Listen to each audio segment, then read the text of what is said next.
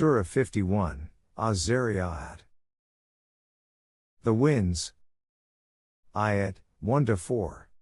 All groups that propagate and spread the divine message are laden with the great responsibility of establishing the divine order.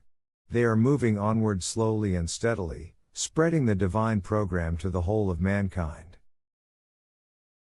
Ayat 5-6. They are witness to the fact that whatever the opponents are being told is absolutely true. The opponents are bound to be punished for their deeds, at the hands of these mu'mineen. Ayat 7. Away from the human world, consider the outer universe and see how, after splitting from the original nebula, numerous cosmic bodies are moving in their orbits. They are all bound by physical laws and are moving toward their destinies. In this infinite outer space, these celestial bodies are spread out all over and are continuously in motion according to a destined program. Ayat 8. And here you are deeply at variance with each other, with different opinions and destinations. Ayat 9. It is not that you were created in a way that forces you to walk on different paths. No, not at all. You were given the choice to select your own path. Anyone among you who wants to leave the straight path and take the wrong one is allowed to do so. Nobody is compelled to tread the right path or is put forcibly on the wrong one. This is the fundamental difference between the human world and the system in the universe. Ayat 10. Those who select the wrong path do not have any solid argument, reason, or authority. They just resort to mere guesswork and take speculative decisions. Ayat 11. Their decisions are based on sheer ignorance. They ignore realities despite having the sources to ascertain the truth, their intellect and the guiding light of wahi. However, they never turn this way seriously. Ayat 12. As a result of this attitude, when you talk to them about the requital of deeds, instead of accepting the truth of this principle, they sarcastically ask, when will that day come when they will be punished for their deeds? Ayat 13. The day on which the chastisement will destroy them? Ayat 14. And they will be told, taste the result of your mischief. This is the chastisement for which you were in such a hurry. Ayat 15. On the contrary, the muttaqin will live a joyous and blissful life. Ayat 16. Enjoying all the comforts and pleasures that their Rabb has granted them because they had lived a virtuous life. This is their reward. Ayat 17.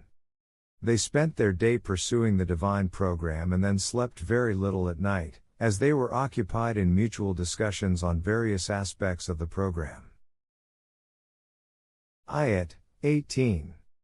At the dawn of each day, they would start off with the desire that they should remain safe and secure from every destructive force. Ayat 19. In practical life, they did not hold back for themselves all that they had earned. They kept a share from it, as a matter of right, for those whose income fell short of their needs or who were unable to earn. Ayat 20-22. They had not adopted this attitude blindly, but had come to this conclusion after a lot of thought. Anyone who utilizes intellect and reason would come to the same conclusion. For example, when he looks at the earth, he will conclude that this source of nourishment has been granted absolutely free by the Almighty with the aim that all human beings should receive nourishment out of it. Similarly, when he thinks about rain, which is the other source of obtaining sustenance, he will conclude that this arrangement has been made for universal rububiyah. When he ponders over the functioning of his body, he will observe that every part receives nourishment from what he eats. Similarly, the distribution of wealth should be such that it benefits the whole of mankind according to individual needs. Thus, after thinking about Allah's promises of a pleasant future, he will believe with certainty that these will definitely manifest themselves if he lives the right way. Ayat 23. And after observing the sublime system of Allah's rububiyyat for the entire universe, he proclaims without hesitation, and with full conviction and faith that whatever is being revealed through wahi is the absolute truth, as true as if we ourselves were talking about it. Ayat 24. If these people are not convinced with the physical evidence of the universe, present historical episodes to them, and tell them how the erroneous lifestyles of previous generations produce destructive results. Take the case of the nation of Lot. The story begins with the tale of honorable guests who had come to Abraham. Ayat 25. When they came to him, they bade him salam, peace. He too responded with salam, though he could not recognize them. To him, they were strangers. Ayat 26. Even if they were strangers, they were guests and hospitality had to be extended to them. So he brought forth the meat of a fat, roasted, calf. Ayat 27. And placed it before them. However, he noticed that they were not touching the food. So he asked, "Why aren't you eating?" Ayat 28. Even then they appeared unwilling. Abraham got somewhat concerned, whereupon they said, "Do not be afraid. There is no cause for any concern.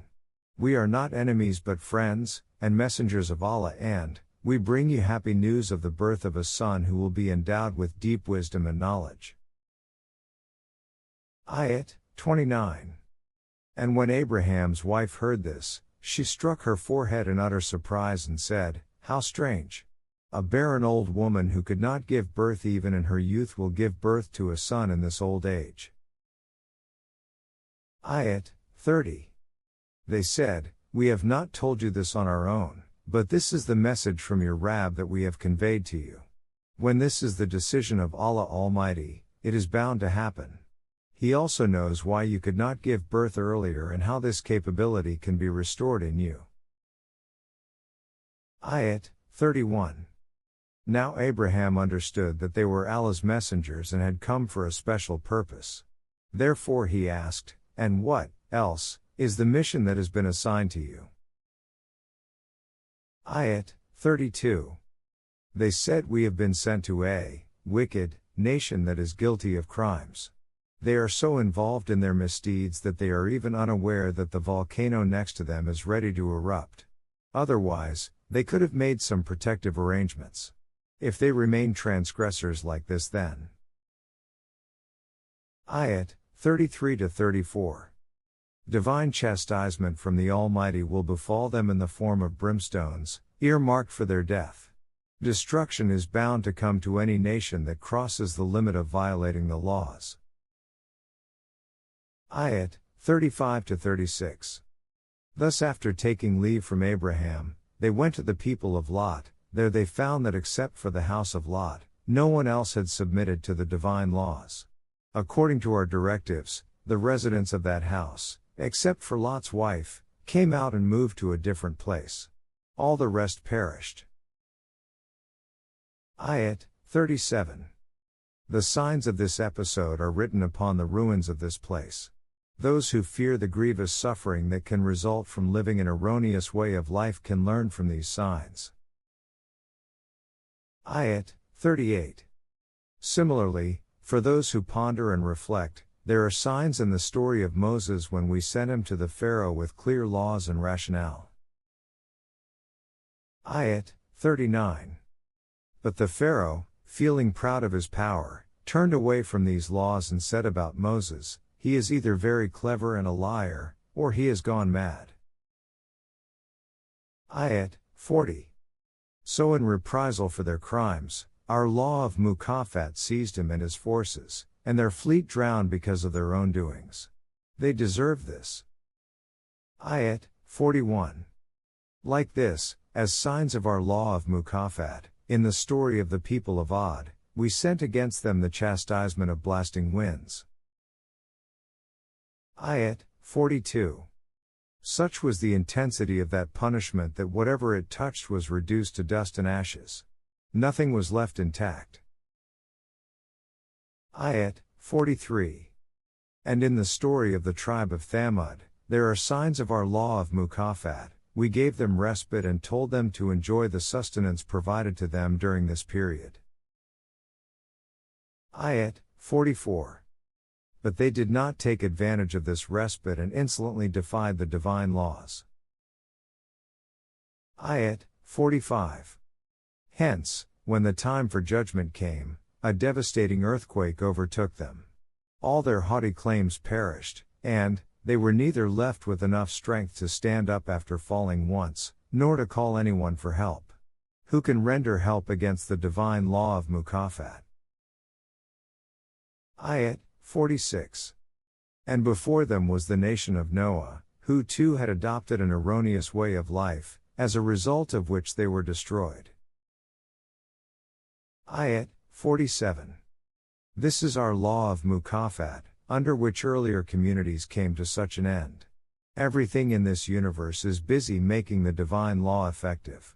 That is why, with our power and strength, we have built the universe that is spread out in the cosmos. The expanse of our power has no boundaries. Ayat 48. And the earth was spacious and spread out wide so that it would be comfortable for our creations. See how beautiful and fine the comforts we create are. Ayat 49. We have created everything with its counterpart, so that each pairs with the other, and you may ponder. Ayat 50. We have explained all this to you so that you may become aware of the universality of Allah's authority and hasten to adopt the path indicated by Him, leaving aside all other erroneous ways. My duty, the Rasuls, is to continue to warn you about the disastrous consequences of your erroneous way of life. Ayat 51. You should not set up any other authority as partners with Allah. No one else wields any authority or power besides Him, and I have been commanded by Him to give you clear warning about the outcome of your erroneous ways. Ayat 52. In reply, they say ridiculous things about you. However, since you are not the first Rasul, the attitude of these opponents is also not unusual. In the past also, the people to whom Rasul, messengers, were sent had told them that they, the Rasul, were either liars, deceitful, or insane. Ayat 53. From such events, it seems as if every passing generation will be the next one to adopt a behavior that leads to a revolutionary attitude.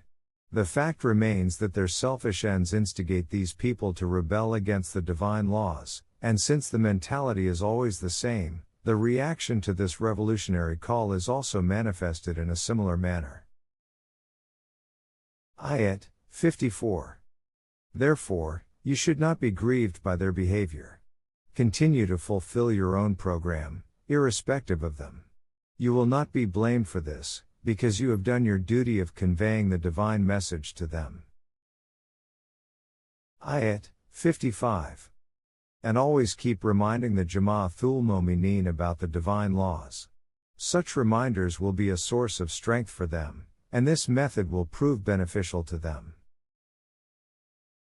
Ayat 56. Remember the fact that the very objective of the creation of human beings, whether civilized urbanites or uncivilized nomads of the desert, will be fulfilled if they develop their potential abilities by following the divine laws, and devote themselves to establishing the universal social order for nurturing all mankind. Ayat 57. The establishment of this order will not benefit Allah Almighty. It will bring good only to you. He does not want anything from His subjects, neither food nor any other form of sustenance. Ayat 58. What can He expect from His subjects? He is the one who Himself provides sustenance to all creation. All power and strength belong to Him. Similarly, the social order that is established according to His laws will also not ask for anything for its benefit. It will only work for the benefit of mankind. Ayat 59. But if these people do not fulfill the objective of their creation and rebel against it, then their result will be the same as that of earlier nations that had adopted a similar attitude. However, this will appear in its own time. These people should not be in haste, For the moment the cumulative effects are accounted, they will be doomed. Ayat 60. Thus an awful doom awaits the people who deny the hour of judgment and those who have no faith in the divine law of mukafat, law of retribution.